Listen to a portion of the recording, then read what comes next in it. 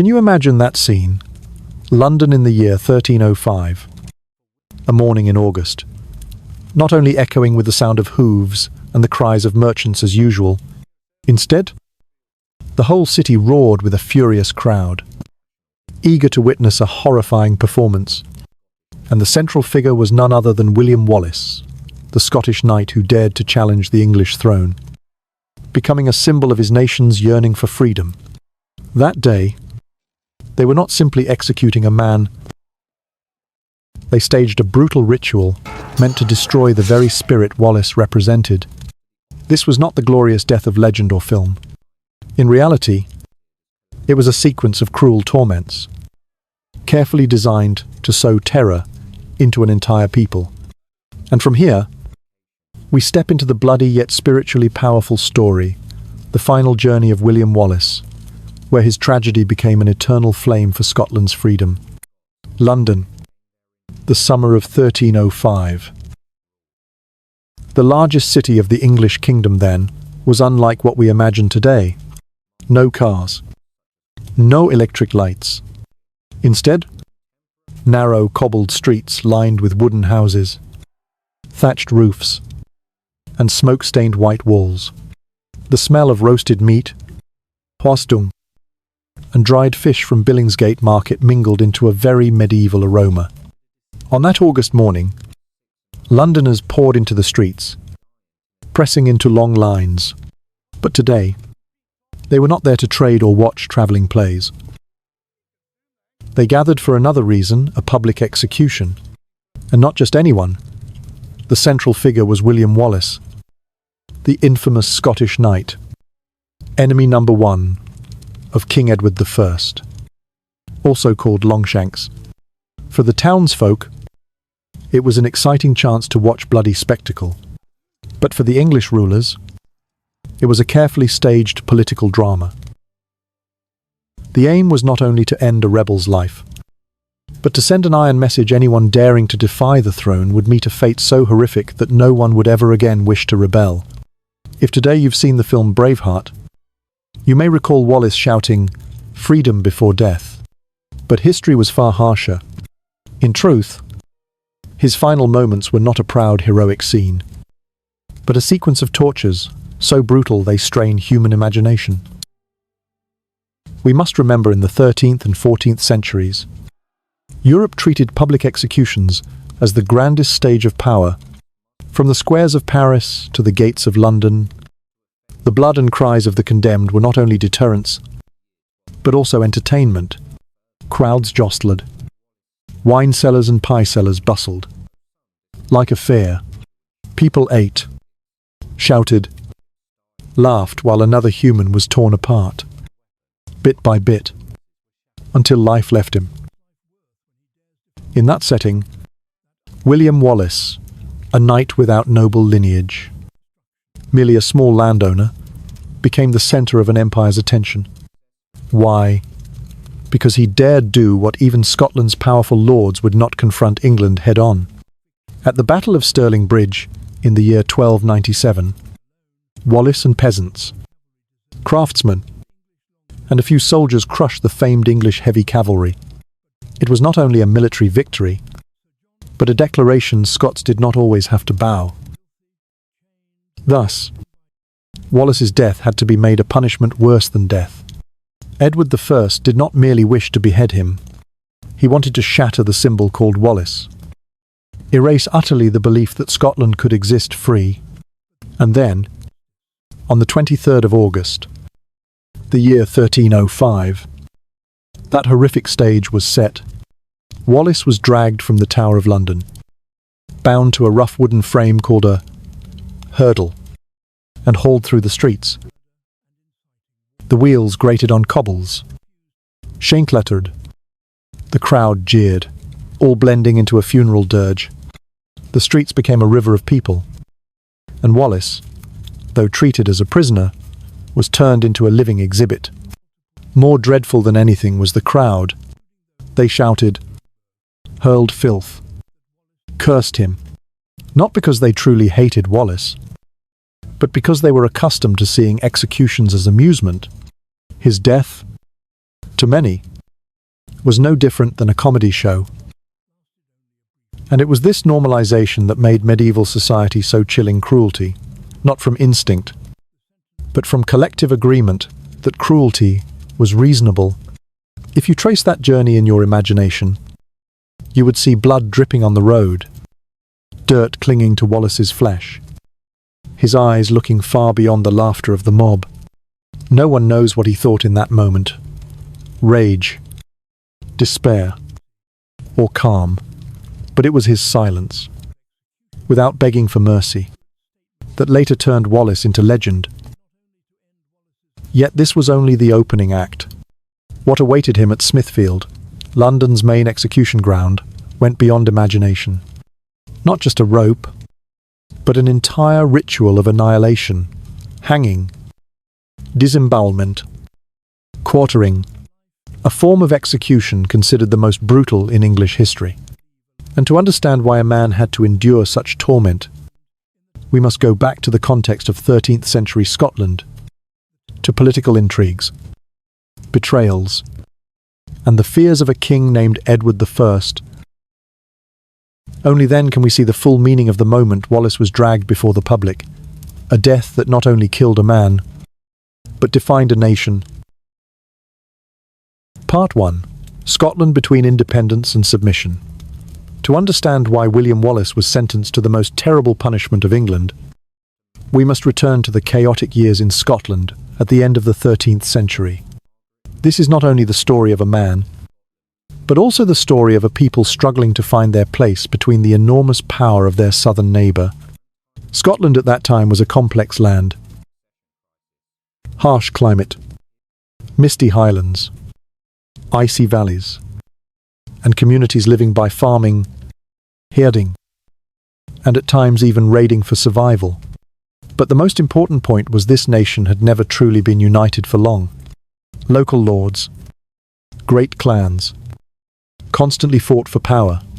Loyalty then did not come from ideals, but from survival. A strong lord rose, and the weak bent their heads temporarily, only to wait for the chance to rebel. In such circumstances, the death of King Alexander III in the year 1286 opened a deadly power vacuum. He left no adult heir. His young granddaughter, Margaret, known as the Maid of Norway, was designated to succeed, but cruel fate struck her down on her journey back to Scotland. The kingdom fell into a succession crisis, and that crisis became the doorway for English intervention. King Edward I of England, later nicknamed Longshanks, immediately saw the opportunity. To him, Scotland was not an equal kingdom, but a rebellious land that had to be tamed. Edward placed himself as arbiter in the struggle for the Scottish crown. But in reality, he imposed his authority to turn the northern neighbour into a vassal. Many Scottish nobles, instead of resisting, chose the path of submission. To them, yielding to Edward was both safe and economically advantageous. But not everyone thought that way. A small group of hardliners, those who were too weary of bowing, decided that if Scotland continued to endure, it would never truly be independent. And among them, on name rose William Wallace. Remarkably, Wallace did not belong to the high nobility. He was only the son of a minor landowner, of humble origin, but he carried a deep resentment. His family had suffered heavy losses at the hands of the English. For Wallace, this was not only a national matter, but a personal vendetta, a wound that would never heal. And when he raised his sword, he did so not only as a warrior, but also as the voice of the common folk, long forgotten in the power games of the nobles. In the year 1297, at the Battle of Stirling Bridge, Wallace and the insurgent army defeated the renowned English heavy cavalry. It was a tremendous shock, for until then, the English had believed their military strength invincible. That victory not only shook Edward's position, but also ignited the belief that Scotland could determine its own destiny. But for Edward, a man notorious for brutality, that victory was a thorn in the eye. He had crushed Wales with iron fist, expelled the entire Jewish community from England. A man like that would never tolerate an uprising in the north. In Edward's eyes, Wallace was not a hero, but a rebel who had to be crushed, not only militarily, but through fear engraved into the people's memory. And thus, when Wallace became the leader of the uprising, his fate was nearly sealed. He not only faced the mighty English army, but also betrayal from his own Scottish nobles, men willing to sell out their compatriots for a measure of advantage and safety. By the year 1305, most of the nobility had submitted to Edward. In that context, Wallace, the man who refused to yield, became the prime target. Edward understood clearly that capturing Wallace alive was more important than any battlefield victory. For as long as Wallace was free, he remained a symbol, a flame that could ignite an entire nation. Part 2. The betrayal and capture of William Wallace after the Battle of Stirling Bridge. The name of William Wallace spread across Scotland like a blazing fire in the dark night. But fire, if not nourished, can also fade. And indeed, after the first victories, fortune began to abandon him. 1 year after Stirling, Wallace faced a disastrous defeat at Falkirk. The English army, numerous, seasoned, and commanded directly by Edward I, crushed the insurgent force. Though Wallace escaped, his prestige in the eyes of the nobility was gravely shaken. Many Scottish lords who had always doubted him, a man of no noble birth, now had all the more reason to turn their backs. Yet Wallace still refused to surrender. He relinquished the title of Guardian of Scotland, but continued guerrilla warfare, appearing and vanishing through forests and mountains, resolutely rejecting the thought of kneeling before Edward.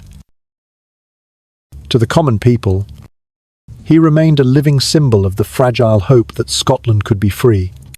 But that very fact made him the greatest thorn, not only in the eyes of the English, but also of those Scottish nobles who had chosen compromise. Edward I, in fury, ordered Wallace hunted at all costs. He offered rich rewards to anyone who provided information, building a network of spies, informers, and agents throughout Scotland. Wallace was pursued without rest, like a beast cornered. And then, as in so many tragic tales, what Wallace could not escape was betrayal. The chronicles record several versions of his capture. Some sources say Wallace was betrayed by men who had once sworn loyalty. The most widespread account claims that it was Sir John Menteith, a Scottish knight who had once fought at his side, who sold out Wallace in exchange for safety under the English. In August of the year 1305, Wallace was captured near Glasgow. There was no great battle, no heroic scene. It was simply a stab in the back. The hero of Scotland fell not to the swords of his enemies, but to the greed and fear of his own people. News of Wallace's capture spread to London as a resounding victory. In England, crowds cheered, seeing it as the final collapse of the rebellion. But for Edward I, this was only the beginning. He did not want Wallace to die quickly. He wanted to turn Wallace into a living lesson, a symbol humiliated in public to plant fear for generations. And so Wallace, heavily chained, was escorted from Scotland to England. That journey was long and degrading. In every town the escort passed through, people poured into the streets to look at the bound rebel, as if watching a strange animal in a circus. Staring eyes, curses, even mocking laughter, all aimed at breaking his spirit before he reached the scaffold. For Edward, that journey was itself part of the sentence. Wallace was not yet dead, but he had already been made into a spectacle, an amusement for the populace, a trophy for the throne. And with each passing day, the chains did not only tighten on his wrists, but carved deeper into the memory of Scotland, the image of a hero dragged like a criminal. But there was one thing Edward could never foresee: the humiliation he devised to destroy Wallace would, in time, become the flame that turned him into a legend. Part 3: The Sham Trial at Westminster Hall.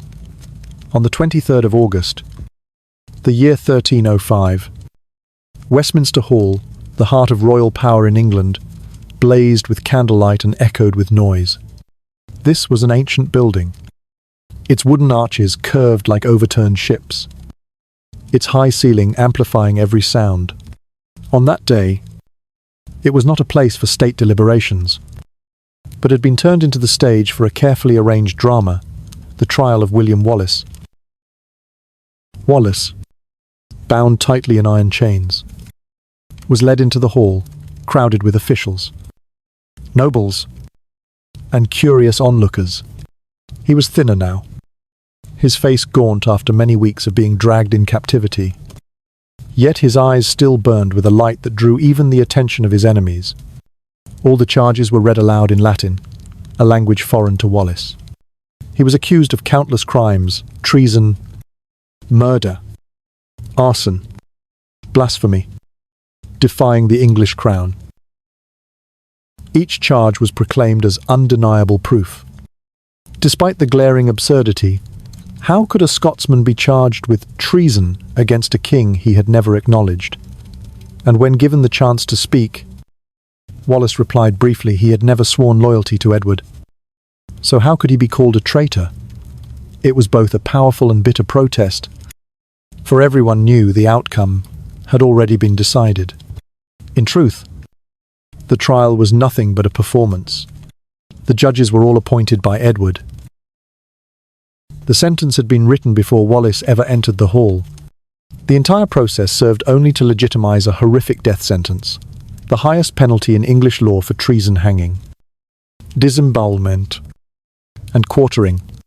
The terrifying reality was that not a single person in that chamber intended to object, not because all believed Wallace guilty, but because fear of Edward's power sealed every mouth shut.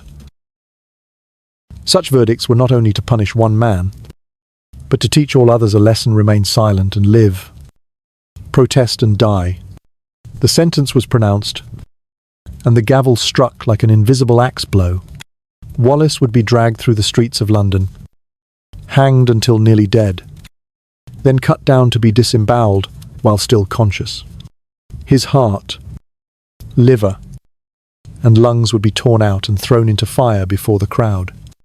His head would be severed, tarred, and set upon London Bridge. His body would be quartered and sent to Scottish cities as letters written in blood to the northern people. Every detail of the sentence carried symbolism. Hanging was to send the soul to God, but without granting him a quick death.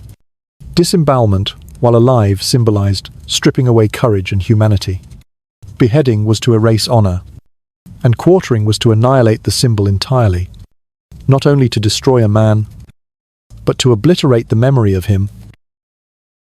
But perhaps Edward I forgot one thing: memory. Once it touches the human heart, cannot be destroyed by swords or by fire.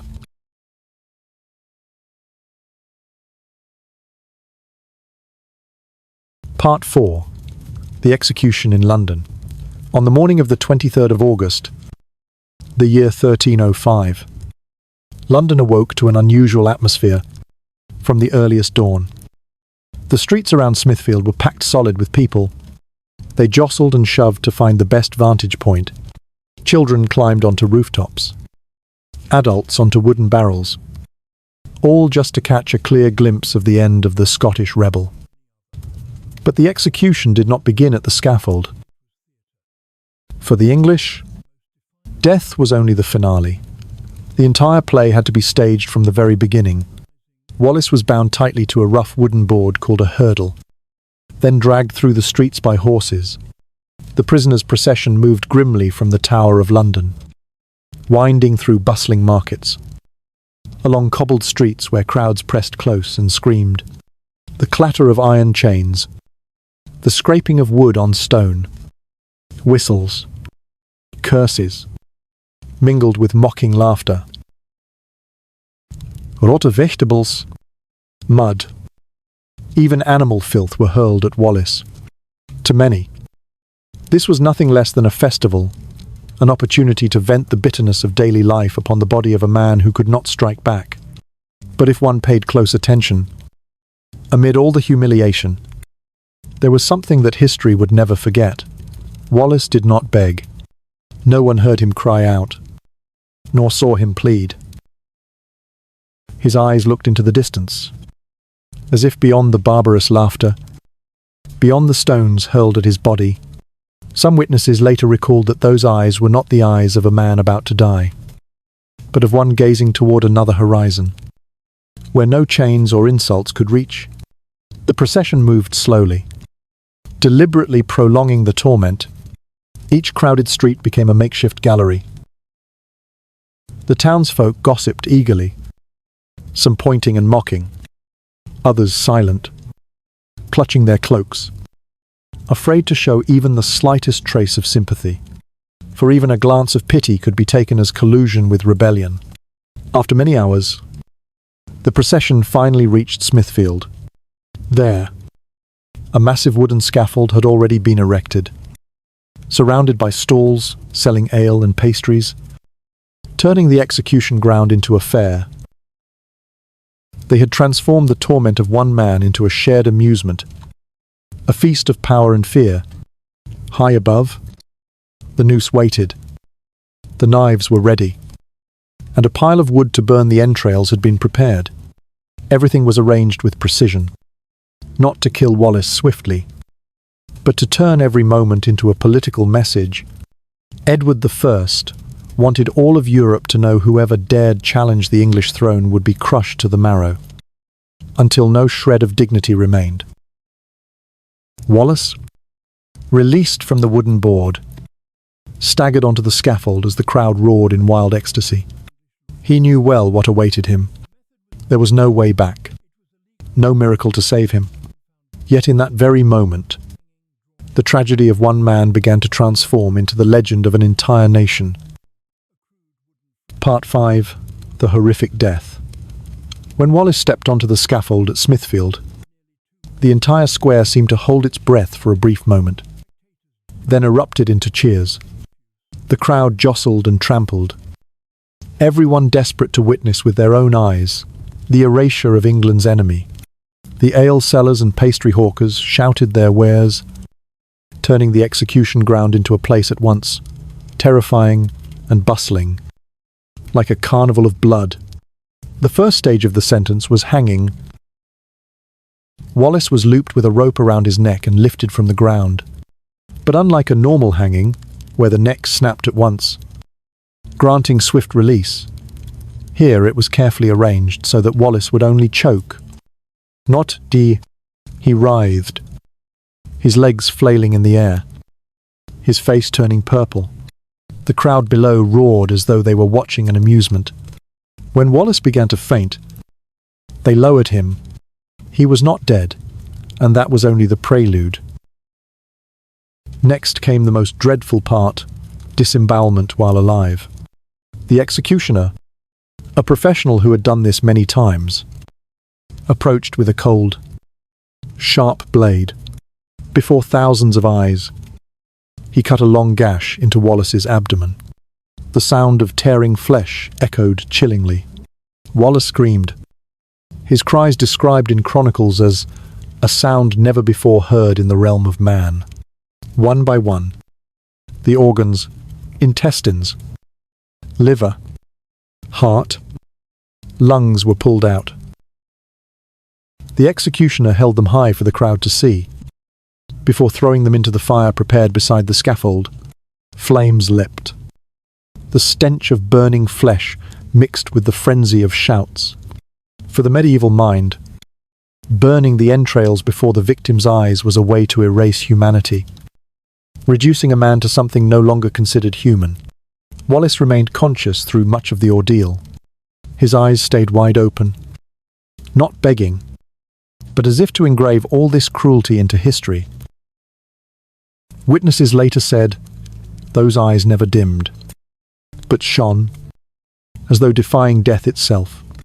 At last, when his body was spent, the executioner granted mercy, a single stroke that severed Wallace's head from his body.